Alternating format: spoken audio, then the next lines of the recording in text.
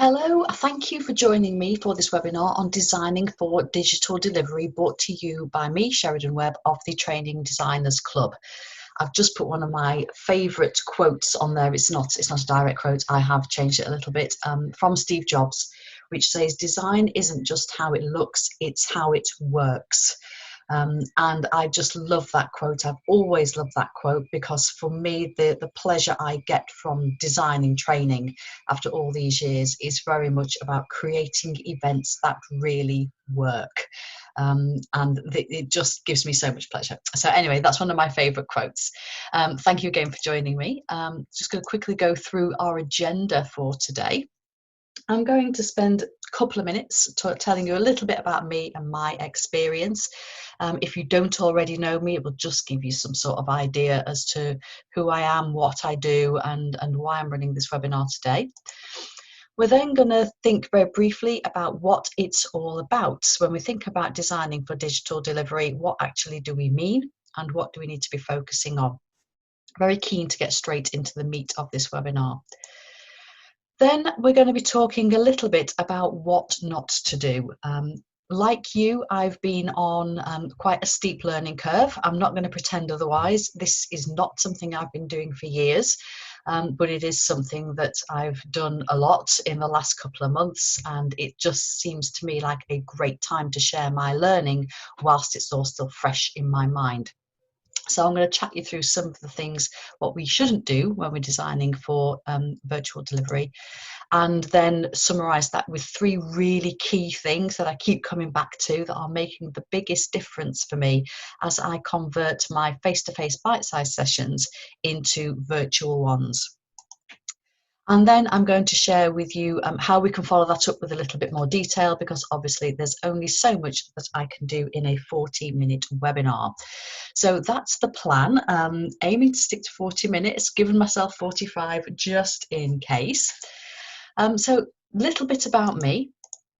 I actually have 3 businesses. The first one I set up was Keystone Development and Training Limited, and that is all about providing bespoke training solutions generally to larger organisations. So typically I will design bespoke management development programs, or sometimes induction programs, or sometimes just standalone workshops, which often the organisations deliver themselves. They deliver those internally, or I have a small team of associates who can help me with the delivery.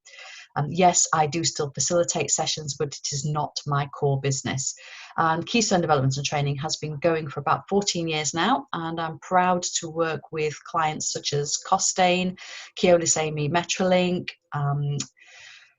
Johnson's Workwear, Monsoon Accessorize, Kellogg's, Warburton's, loads of really great clients that I learn from all the time. I also have Power Hour Training, which is not bespoke training. It is off-the-shelf, ready written training materials, and as the name suggests, they are bite-sized training materials. All of the power hours can be run in 60 minutes if you really want to, though they all include extra material, so most of them can be extended to around a couple of hours. And I do recommend, to be totally honest, that we take 90 minutes over them. And they are available for you to buy and run just as they are if design really isn't your thing. And what I have been doing recently in the last sort of 6 weeks is I have been converting my more popular Power Hour training modules, which are designed for face-to-face delivery, to virtual delivery. So that's what I'm basing my experience on. The third arm to my business is the Training Designers Club, which I started last year. And it's a community for L&D professionals to support them with their training design. I find that there's an awful lot out there, a lot of support out there for delivery and facilitation skills, but a lot of L&D professionals have never formally been trained in design, and we kind of work it out as we go along, which is great because there's no one right way to design training. But sometimes we just need another perspective, we need some inspiration, we need a second pair of eyes, and that's what the Training Designers Club is all about. And I'll tell you a little bit more about that as we go through the session. So these three arms to my business, so it's the kind of the done for you, it's the buy it and use it, and it's the support you in your own training design. They all have one underlying theme, and that is they are design based. Not desktop publishing based, not visual design. It's the design of the actual session itself. So in various guises, that is where I have spent the last 25 years of my life honing my skills. So I'm not ever going to say that I'm perfect, because obviously it's a huge area, and I'm good at what I do. I don't necessarily do everything, and there are other ways of doing it too. But anyway, I've waffled on for long enough. Just my way of saying that. As a training designer, I am looking at this from a design perspective rather than a virtual facilitation perspective, because I have noticed there's an awful lot of help for you out there around the virtual facilitation. So this is not what it's about. It's very much about the design. And in terms of the Training Designers Club, just to let you know that it's going really well. And Andanella is one of our founding members, and she turns up regularly to all our events. And just as she says there on that quote, having a group of peers to chat through ideas with, to learn from and to share with, is massively helpful. And that's really what the BIP Club is all about. It is about that peer-to-peer support. It's not about teaching grandmothers to suck eggs. Everybody in that group is good at training design, but we all just need that helping hand every now and then. So, and I'm delighted that Andanella has been with me pretty much from the start. So in terms of designing for digital delivery, it'd be interesting to know where you are now, why you are on this webinar. Are you clueless, or are you pretty confident actually and just looking for one or two extra tips? Are you reluctant? This is not where you want to go, but your hand's been forced because of the COVID-19 thing. Or are you really super keen to embrace this? You've been desperate for an opportunity and now you've been handed it. So it'll be very, very interesting to know where we place ourselves on this quadrant. I think I am, to be totally honest with you, I'm pretty much in the middle of this. I am very, very open to virtual delivery, but I don't want it to be the main part of my business. I've already explained the main part of my business is design and helping other designers and helping organisations. So yes, it's definitely something I want to have in my kit bag, and being able to design virtual training, I think, is going to be increasingly important as organisations broaden their offering. And when the COVID-19 thing does start to ease, obviously I genuinely do think that we'll be going back to face-to-face training, but I also believe that virtual training is here to stay, and we will be offering a much more blended solution as we go forward. So, designing for digital delivery, the first thing I would like to point out to you is that it's not all about the tech. And I think that's why a lot of us have perhaps put it off, because we see all the tech out there and we get a little bit overwhelmed by it. It can seem a little bit scary. And I know it's the reason that you know, I was a little bit reluctant to get involved. Plus, my main clients weren't begging me for it either. So I didn't really have that push. I had loads of excuses. But I just want to reassure you, having gone down that road myself for the last couple of months, it's not all about the tech. I am not a techie person. I am not particularly great at that side of things. When we're designing for digital delivery, it's actually still all about the people. It's about the participants. It's about the learning. It's about what they are going to do as a result of attending that session. So the tech is very much on the sidelines. So you're already designing great sessions for people, and nothing is going to change in that respect. So that was a massive relief to me when I realized that that's where my focus needed to be. So if it's all about the people, let's think about what makes a great face-to-face session. Be asking you to give me some thoughts on this, and hopefully you'll be coming up with things like learning from each other, the delegate engagement, the activities, the fact that the topic is relevant, that we're pitching it at the right level, the structure and flow of the session, your knowledge, your facilitation. All of these things make a really great face-to-face session. The reflection points, they're making it, people going away with real practical actions that they can apply the next day. All of these things make a great face-to-face session. And you know what? It's very, very similar in a virtual facilitation. The exact same principles apply. So let me share with you some things that I've learned that we shouldn't be doing when we are designing for digital delivery.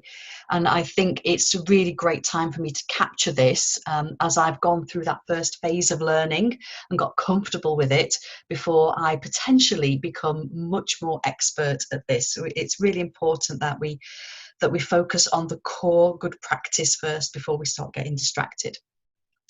So the first thing is not to overcomplicate things. The challenge should come from the content, not from the platform.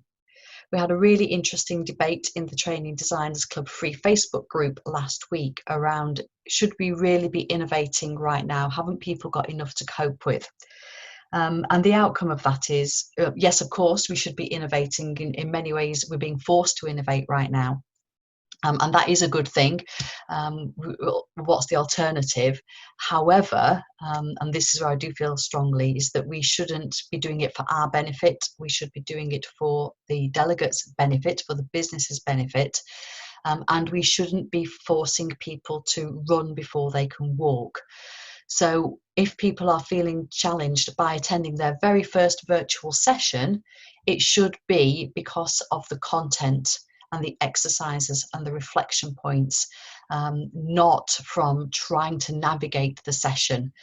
If we make it too complicated for people, that's all they're going to remember from the session, rather than that great learning that you spent ages thinking about and putting together. So keep it as simple as you can to achieve the objectives that you have. Don't feel that you have to use every tool available to you. I mean, do you in face-to-face training? Just because, I mean, if you're using something really swish like Adobe Connect, it's got a gazillion apps that you can use. Don't feel that you have to use them all. Yes, we need to keep our delegates engaged, and yes, variety is a good thing, just as it is in face-to-face. But if we're switching too often, it's just going to overwhelm people and it's going to confuse them. So keep that in mind and make sure that you are choosing the right tools for the job, and not looking to use everything in your kit bag because you think it's exciting. The same principles apply in face-to-face training. I'm a firm believer in the fact that we shouldn't get carried away with the latest shiny object just because it's cool and exciting. Does it actually work for the training that we're designing? Similar to that, I suppose, is don't over-rely on the tech. If you are using too many applications, do you know what? There's just more that can go wrong. And if you're not facilitating yourself, if you work for a large organisation and maybe you're designing for your whole team, do they know how to use all those different applications? It can put an awful lot of pressure on people. And what if that application can't work? So I tried one out a couple of weeks ago. It was a very simple thing. I only ever try one new thing. It worked for most people, but not for everybody. Thankfully, I had an alternative built in so we could get around the problem. But if I'd been totally relying on that tool, it would have really brought the session to a halt. So don't over rely on it. Always have an alternative in mind and don't have too many things. If people have to log into too many different things, again, it just becomes really difficult and it does detract from the training that you're trying to provide. A similar theme, don't focus on the hardware or the software, but do bear it in mind.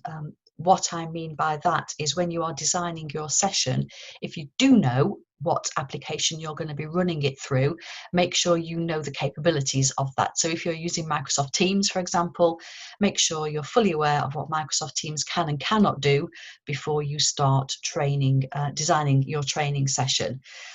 But linked to the second point is that just because it can do something doesn't mean to say you have to do it.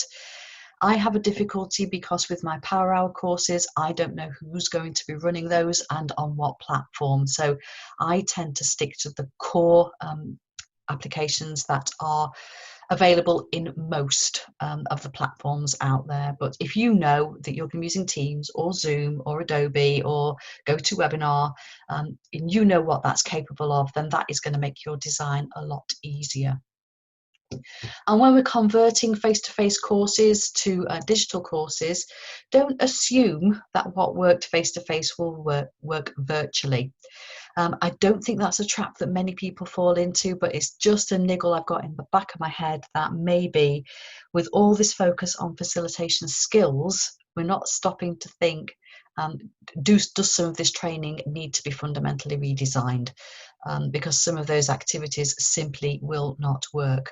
And we do need to redesign some of them or swap them out, or maybe even approach things in a different way. But neither should you assume that what worked face-to-face won't work virtually. Yes, we may have to rethink it a little bit. We may have to do a little bit more prep beforehand. We may need to brief it in a different way, but with a little bit of tweaking, you'd be surprised what you can make work in the virtual world. Even some physical activities. So I was doing the managing the impact of change module for Power Hour, and I've got a great physical activity in the face-to-face version, but it does rely on being in sight of other people. And I thought, yeah, do you know what? It would work virtually, but it wouldn't work that well. So I was able to swap that for a similar exercise, but one that could be done more in pairs or even on your own, but it works ideally in pairs. And that's just going to be a little bit easier to manage in a virtual environment than the full group one. So yes, it would work, just to tweak it a little bit, but we've got to be open-minded. We've got to really think through how these things are going to work. And if your course works really well in a face-to-face environment, we don't want to change more than we have to.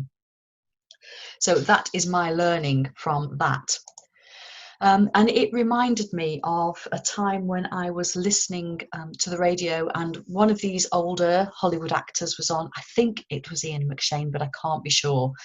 And he was talking about his latest movie, and there were lots and lots of special effects and things being done post-production. And the DJ said, wow, it must have changed totally from when you started out in movie making. And he said something along the lines of, the movie making process hasn't changed. It's still about telling stories. The tools we use to do that have changed, but the principles and process remain the same. And that has really stuck in my mind in terms of, it doesn't matter whether you are designing quite a formal, a quite structured training course, whether you are designing a facilitated workshop, whether you're designing a year-long program or a 90-minute virtual session. The principles and the process are the same. It's just the tools that have changed. That's all it is. So stick to those principles, stick to that process, and stick to what you know works, and you won't go far wrong. So let's have a think about the lessons that I've learned when I am converting my courses from face-to-face to virtual. So the first thing is that you can't make a silk purse out of a sow's ear, no matter how hard you try. What I mean by that is, honestly, the better you have written your training in the first place, the easier it is to convert. So if all you've got is 18 slides and a few scribbled notes, you are effectively starting from scratch. Whereas if you've got a really nicely designed program that's got session notes and it's got all the handouts and it's got all the other activity briefs, it's going to be a lot easier for you to convert.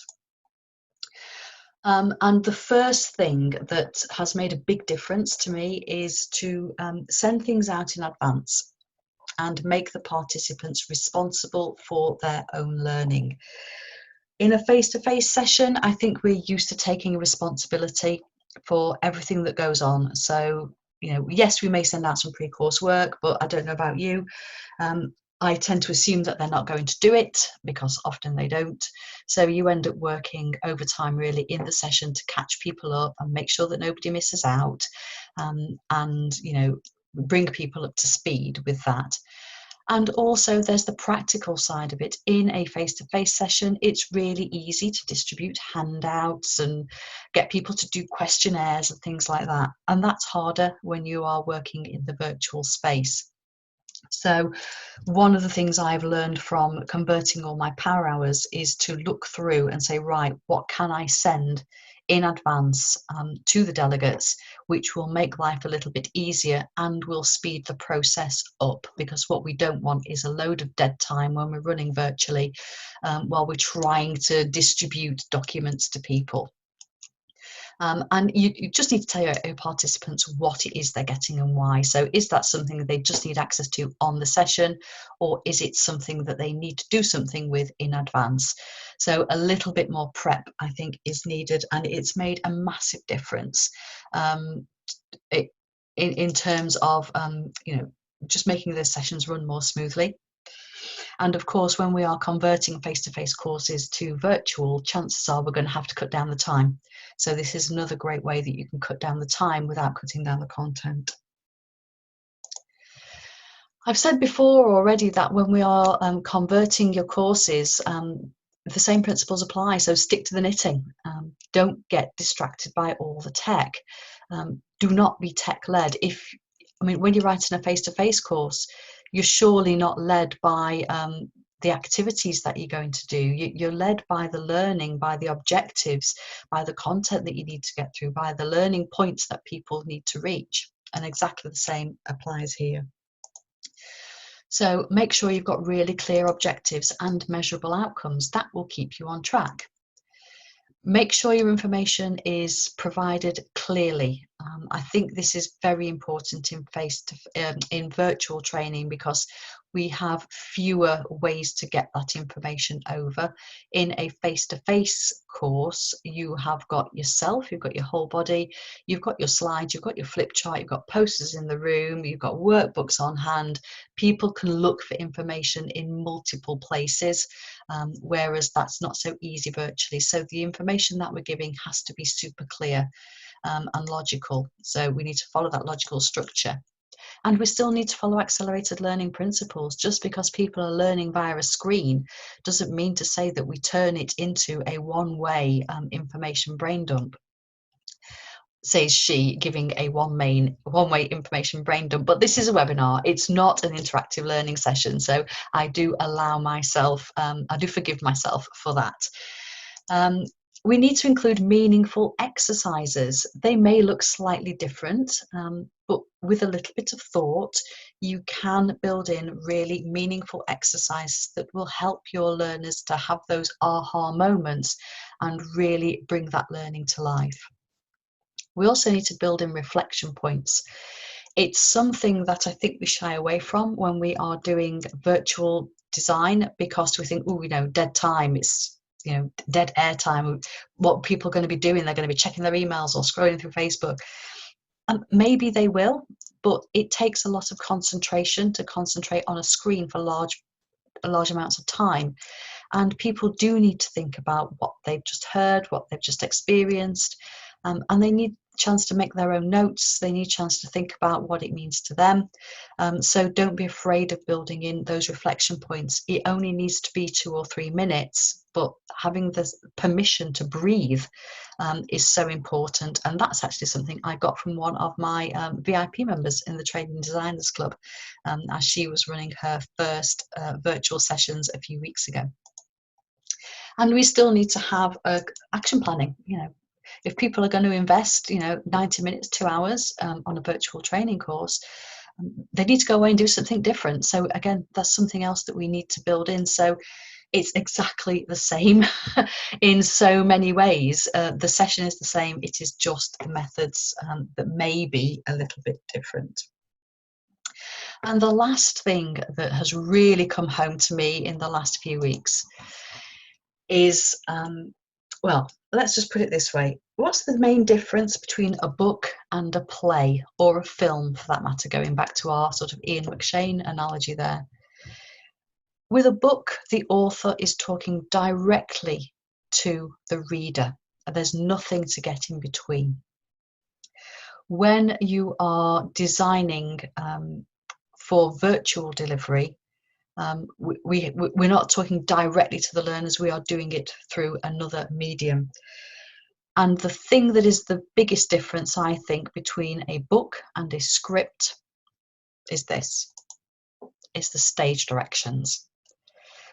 The actors need to know how to bring how to bring the story to life. They need to understand where they need to be, what they need to say, who else is doing what. And exactly the same when you are designing a virtual training event, those stage directions become so important, because when you're working face to face, you can react a lot in the moment. You can be very agile. You can rely on your facilitation skills, and you can just adapt to the needs of the group. It's harder to adapt when you are training online. So as the designers, we really need to help people to prepare for what it is they need to do, and potentially build in some alternatives as well. So what I mean by stage directions is what you need to do to facilitate an exercise. So even if you're running this for yourself, it's a really important habit to get into, just to give you those reminders, because chances are this is not second nature yet. So earlier in the webinar, I asked you to annotate a slide, and there's a note for me to remind you to do that, and to say this is where you find the annotation tools. And there's also a note there for me to say save it and clear the screen before we move on, because as I am focusing on the content that I am delivering and my learners, which is what I should be doing, it can be very, very easy to get in a muddle with the tech and forget to do things, or not understand where to find things quickly. So building in those stage directions is incredibly important, even if you are the one who's going to be delivering the session. It's also very important if you're going to be using third-party apps. So make sure as part of the setup instructions, we know how we're going to set that up and how we're going to get it all ready to go. Things like using polls. If you want to use a poll in your session, make sure that in the setup for yourself or for your facilitator, you're told to do that in advance. It's not something you can just set up in the session. So really thinking about the practicalities of running the session and writing it down becomes phenomenally important. What I would like to say is keep calm, don't panic, it's just training. And you know how to do training. It's not as massively different as we might think. Like you, 2 months ago, I thought, oh my goodness me, this is completely new. I don't really know what I'm doing. It'll probably be a total disaster. But like you, I found help and I put that help into practice.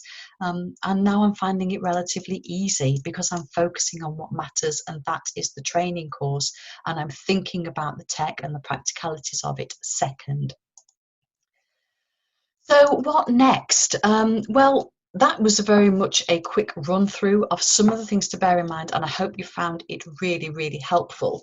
But we have only scratched the surface. So I've decided to run 4 sessions, more in detail, more interactive, more like actual virtual training sessions, to help you to convert your courses with confidence, and that starts next Monday. It will cover planning. It will cover content, it will cover structure and methods. So they're going to be approximately an hour long each, and the planning one is going to be looking at what's the purpose of your training, who is it aimed at, what sort of environments you're going to be working in, and what prep can you do. We're then going to be looking at the content. So as I mentioned before, it's about really stripping that content down, putting it into bite-sized chunks.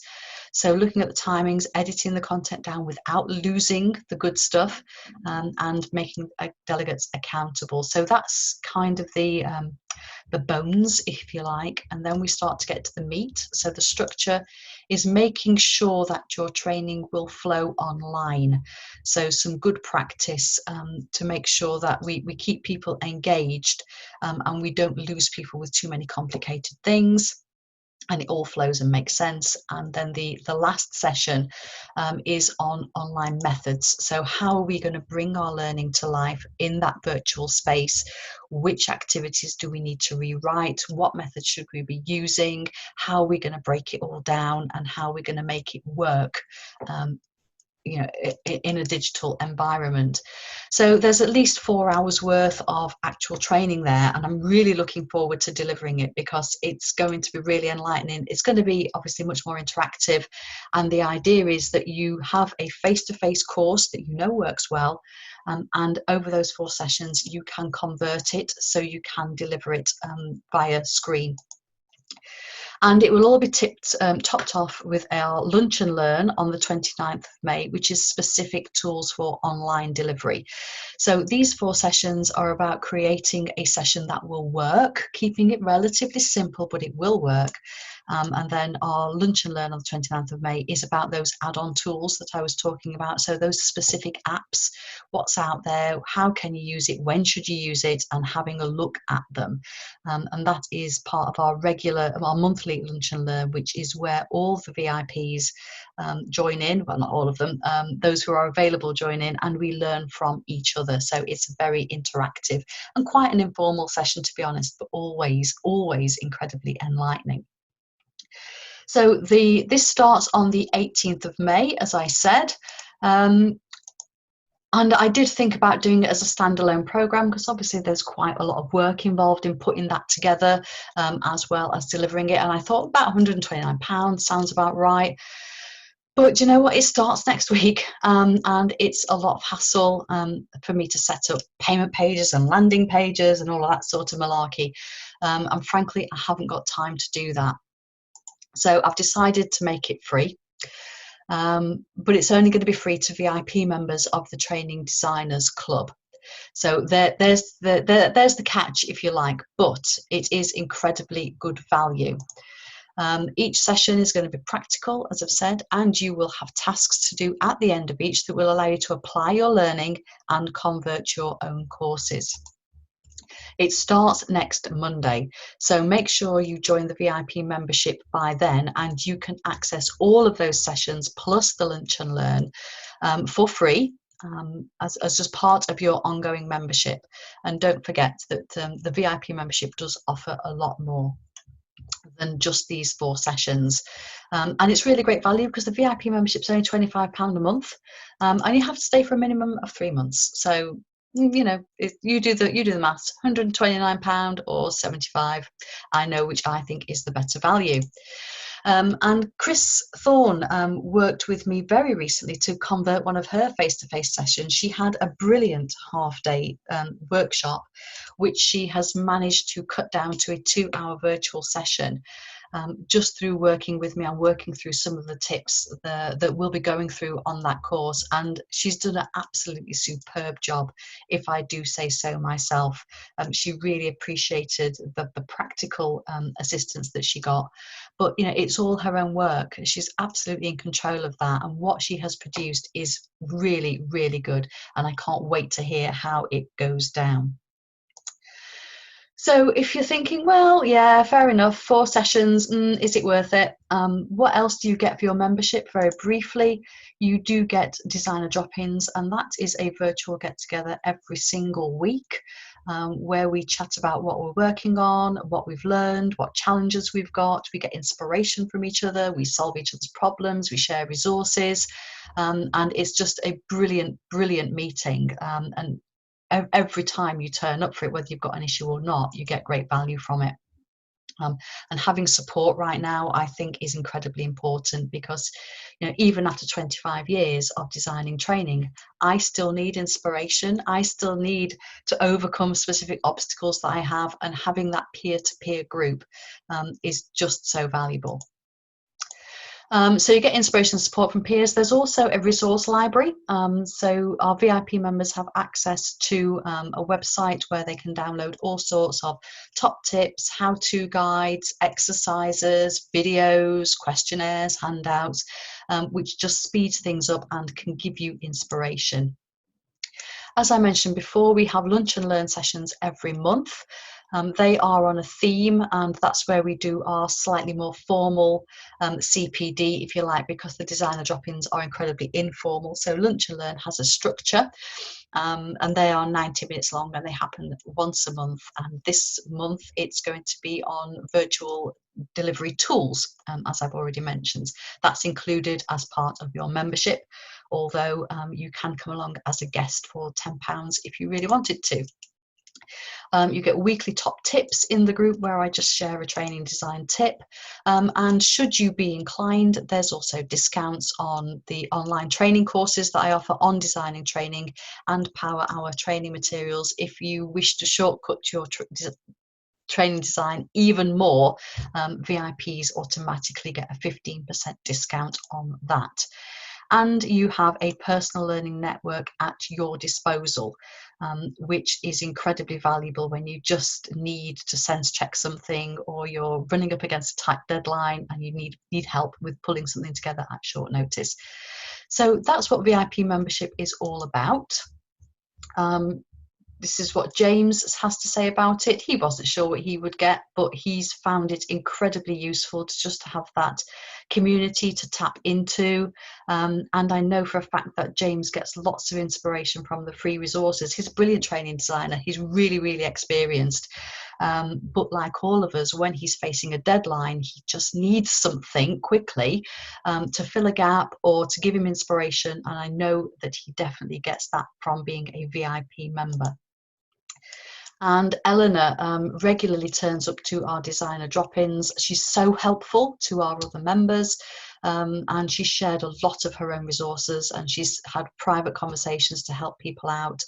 And you know, I know that she's benefited from that herself. And as she says there, it can be lonely designing training, but just to have a group of people to run things by could make a massive difference. And it's lovely to have Eleanor in the group. So I am conscious of time. If you have questions, and I'm sure you have, either about VIP membership or the 4 virtual sessions that are running as of next week, please email me, sheridan@keystonedevelopment.co.uk, or feel free to post them in the Training Designers Club free Facebook group. I'm going to put a post up as soon as this has finished, where you can ask your questions about either of those 2 things. So what will those 4 sessions cover? And if you've got any more questions about being a VIP member.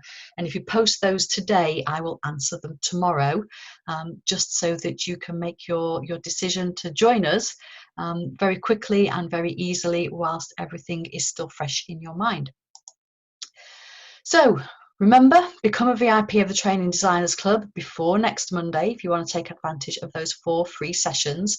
And you can sign up at the trainingdesignersclub.co.uk/become a member.